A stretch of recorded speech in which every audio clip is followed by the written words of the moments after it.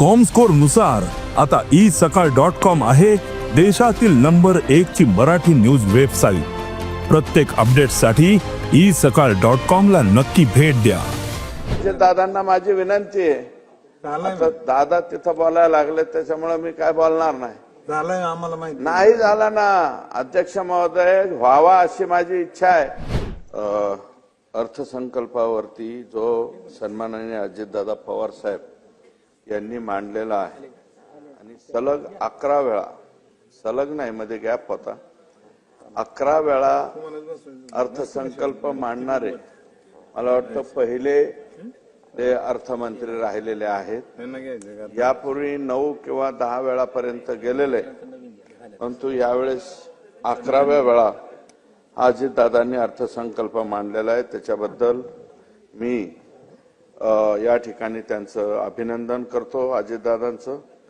आणि उत्तरदायित्व व वित्तीय व्यवस्थापन कायद्यानुसार राजकोषीय तूट स्थूल राज्य उत्पन्नाच्या 3% पेक्षा कमी ठेवण्यातही शासन यशस्वी ठरलेले आहे। त्याबद्दल त्यांचं मनापासून या ठिकाणी अभिनंदन करतो। सन्माननीय अध्यक्ष महोदय, याच्यामध्ये साधारणतः 288 मतदारसंघ हे आमचे महाराष्ट्राचे आहे। यापैकी 132 मतदारसंघामध्ये शहर किंवा निमशहरी अशा पद्धतीचे मतदारसंघ येतात आणि 156 मतदारसंघ हे ग्रामीण भागात येतात। परंतु एकंदरीत त्याचे विभाग आणि खर्च होणारा पैसा याचा जर विचार केला तर 156 ला 132 भारी पडतात का काय, अशा पद्धतीची काही प्रकार या ठिकाणी आपल्या समोर दिसतोय।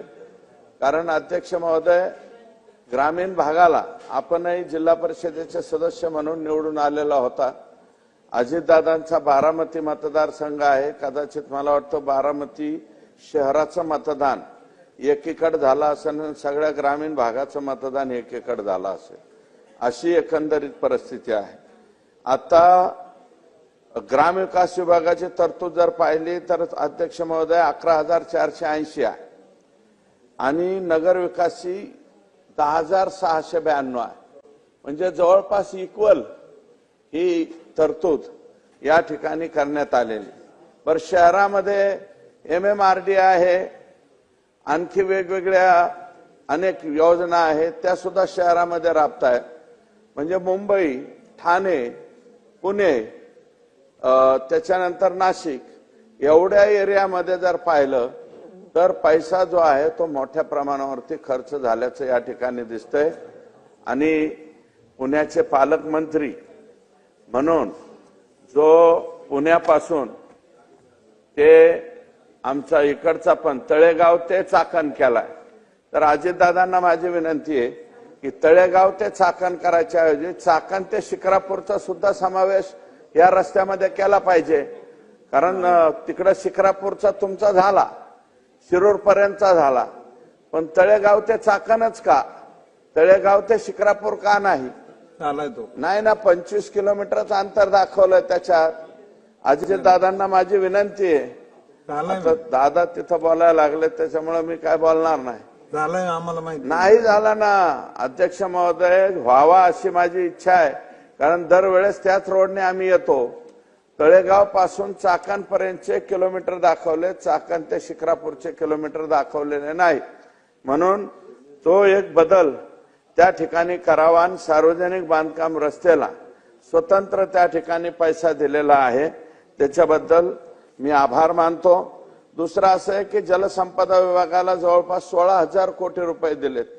अध्यक्ष महोदय, एवढ्या मोठ्या प्रमाणावरती तरतूद ही कधीच झाली नव्हती, ती पहिल्यांदा या ठिकाणी तरतूद झालेली आहे।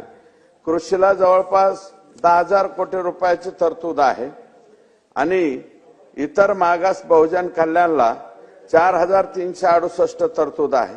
याच्यामध्ये एकच सूचना आहे की बहु ओबीसी मधल्या सुद्धा अल्प घटक जो आहे मायक्रो ओबीसीचे घरकुलं हे अगोदर व्हायला पाहिजेत, त्याच्यानंतर ओबीसी मधला मोठा घटक जो आहे त्याचे घरकुल त्या ठिकाणी झाले पाहिजे. अध्यक्ष महोदय, दिव्यांग कल्याणला 1526 कोटी रुपये दिले. काही बाबीमध्ये संजय गांधी निराधार असतील किंवा अस्थिव्यंग दिव्यांगांना त्या ठिकाणी देण्यात आलेल्या सवलती असतील, या सवलतीमध्ये वाढ करण्याची आवश्यकता आहे. अध्यक्ष महोदय, 1,500 वरून 3,000 अशा प्रकारची काही बदल त्या ठिकाणी करण्याची आवश्यकता आहे. रोजगार हमीला 2,205 कोटी रुपये दिले. अध्यक्ष महोदय, या रकमेमध्ये वाढ होण्याची आवश्यकता आहे. ग्रामीण भागामध्ये विहिरीचं काम करायचं असेल, त्याला शेत तलाव करायचा असेल, शेतकऱ्याची फळबाग करायची असेल, शेतकऱ्याची बांध बंदिस्ती करायची असेल, सीसीटी करायची असेल, तर एकमेव पर्याय म्हणजे हे एकमेव रोजगार हमी योजना डिपार्टमेंट आहे, मनरेगा डिपार्टमेंट आहे. आणि याच्यामध्ये राज्य हिस्सा कमी आहे, केंद्राचा हिस्सा जास्त आहे.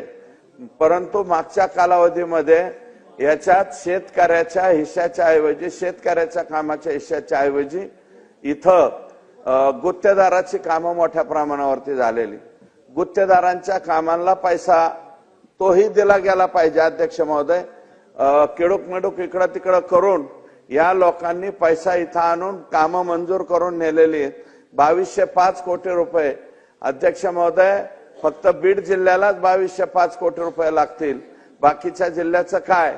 आणि सर्वाधिक काम हे आमच्या बीड जिल्ह्याचं झालंय. आणि आता पालकमंत्री हे अजितदादा आमचे पालकमंत्री आहेत. पालकमंत्र्यांनी अजून मला वाटतं एक वेळा आलेत, आणखी पुढच्या वेळेस आल्याच्या नंतर त्यांना आमची विनंती राहणार आहे की बीड जिल्ह्यामधले 85-15, 90-10 अशा प्रकारच्या ज्या योजना आहेत त्या योजनांना पैसा मोठ्या प्रमाणावरती लागणार आहे. आणि हा पैसा 2,205 कोटी रुपये हा पैसा कमी पडणार आहे.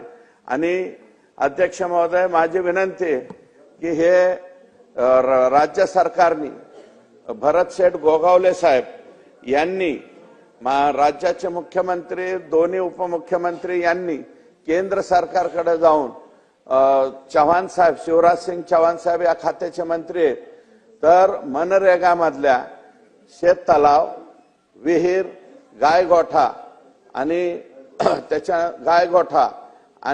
त्याच्यानंतर त्या शेतकऱ्याचे ज्या ज्या वैयक्तिक लाभाच्या योजना आहेत, ह्या वैयक्तिक लाभाच्या योजना ह्या डायरेक्ट शेतकऱ्याच्या अकाउंटवरती पैसे टाकून केल्या पाहिजे. त्याच्यामुळं काय होतंय की डायरेक्ट शेतकऱ्याच्या अकाउंटवरती न टाकल्यामुळं रोजगार सेवक त्याला अडवतोय, गावचा सरपंच अडवतोय, पीटीओ, किटीओ, डीटीओ आणि मग बीडीओ एवढ्या याच्यातनं जाताना, आणि काही लोक ज्यांच्या नावावरती पैसे पडले ते म्हणतात मोदींचे पैसे आले, आम्हाला तुमचे पैसे देण्याची आवश्यकता नाही. म्हणून तसाही शेतकऱ्याला अडचणी येत आहेत. म्हणून शेतकऱ्याच्या वैयक्तिक लाभाच्या योजना ह्या डायरेक्ट बेनिफिट प्रमाणे डायरेक्ट शेतकऱ्याच्या नावावर पडावा. 5 लाखाची विहीर देतो अध्यक्ष महोदय, आपण 5 लाखाचा शेत तलाव देतो, फळबाग वेगवेगळी प्रकारची देतो. म्हणून शेतकऱ्याच्या अकाउंटवरती डायरेक्ट पैसे जावे अशा प्रकारची मागणी करतो. आणि या जो अर्थसंकल्प मांडलाय त्याला पाठिंबा देतो आणि माझे 2 शब्द संपवतो. मंत्री महोदय, अध्यक्षांनी वेळ 6 वाजेपर्यंत ठेवलेली आहे. अध्यक्षांनी वेळ 6 वाजेपर्यंत ठेवले. सदस्य साधारणतः 25 आहेत दादा. सर्वच जण हातवर करतात. आपण ठरवा तसं वेळ द्यायला मग काय होतं, नाराज होतात की एवढाच वेळ आम्हाला दिला. 6:30 करू. 6:30 केलं तर दादा 4 मिनिटं वगैरे मिळतात.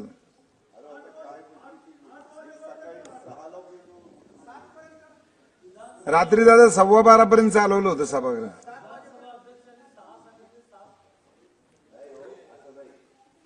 साडेसहा ठेवलं तर सर्व सदस्यांना सांगतो 5 मिनिटांवर बोलता नाही. वित्त नियोजन खात्याचा मंत्री अर्थसंकल्प मी सादर केलेला आहे. माझी बसायची तयारी आहे, परंतु लवकर जरा घ्या. 6च्या ऐवजी 6:30 घ्या. माझी 7ला मीटिंग आहे, 6:45 पर्यंत घ्या.